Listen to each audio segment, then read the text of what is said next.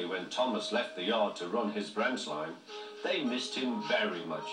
They had more work to do and had to fetch their own coaches. The big engines thought they were too important to fetch coaches. James grumbled too. "We get no rest, we get no rest," they all complained. But the coaches only laughed. "You're lazy and slack, you're lazy and slack," they answered. Altogether, the engines were causing Sir Topham Hatt a great deal of trouble. The big stations at both ends of the line each have a turntable. Sir Topham Hatt had made them so that the tender engines can be turned around because it is dangerous for them to go fast backwards. Little tank engines like Thomas don't need turntables. They can go just as well backwards as forwards. But to hear Gordon talk, you would have thought that Sir Topham Hatt had given him a tender just to show how important he was.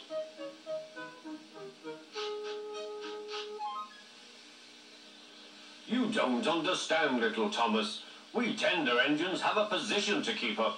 It doesn't matter where you go, but we are important. And for Sir Topham Hatt to make us do shunting, fetch coaches, and go on some of those dirty sidings, well, it's not the proper thing." Thomas chuckled and went off with Annie and Clarabel. "Disgraceful," Gordon hissed as he ran backwards to the turntable. The turntable was in a windy place close to the sea, and if he was not on it just right, he put it out of balance and made it difficult to turn.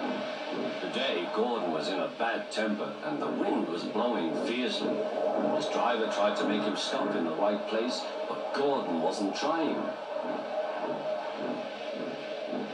The fireman tried to turn the handle, but Gordon's weight and the strong wind prevented him. "It's no good," they said at last. "Your big tender upsets the balance. If you were a little tank engine, you'd be all right. Now you'll have to pull the next train backwards." "Look," called some boys, "there's a new tank engine." "Oh, it's only Gordon back to front." "Hello," called Thomas, "playing tank engines? Sensible engine. Take my advice, scrap your tender and have a nice bunker." Gordon said nothing. Even James laughed when he saw him. "Take care," hissed Gordon, "you might stick too." "No fear," chuckled James, "I'm not so fat as you." "I mustn't stick," thought James. He stopped on just the right place to balance the table. It could now swing easily. Gordon arrived in time to see everything. James turned much too easily. The wind puffed him round like a top. He couldn't stop.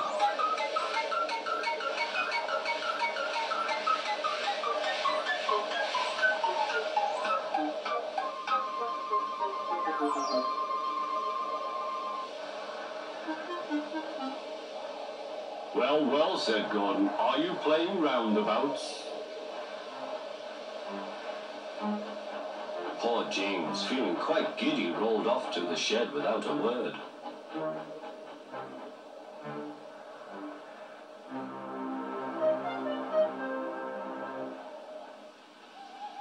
That night, the three engines had an indignation meeting.